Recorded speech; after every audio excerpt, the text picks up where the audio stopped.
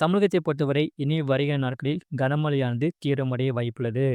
தெற்கு அந்தமான் கடல் பகுதிகளில் ஒரு காற்றழுத்த தாழ்வு பகுதி உருவாகியது. 23ஆம் தேதி கனமழை பெய்யக்கூடிய மாவட்டங்கள் கன்னியாகுமரி, திருநெல்வேலி, தென்காசி, தூத்துக்குடி, ராமநாதபுரம், சிவகங்கை, விருதுநகர், மதுரை, அரியலூர், கள்ளக்குறிச்சி, புதுக்கோட்டை, தஞ்சாவூர், திருவாரூர், நாகப்பட்டினம், மயிலாடுதுறை, கடலூர் மாவட்டங்களில் கனமழை பெய்ய வாய்ப்புள்ளது.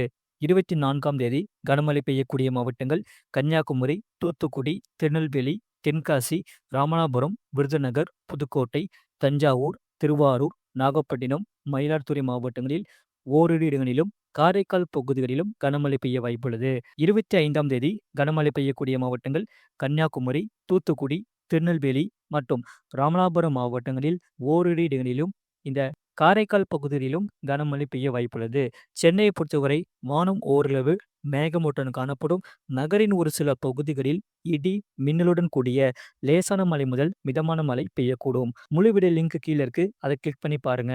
மறக்காம லைக் பண்ணிக்கோங்க.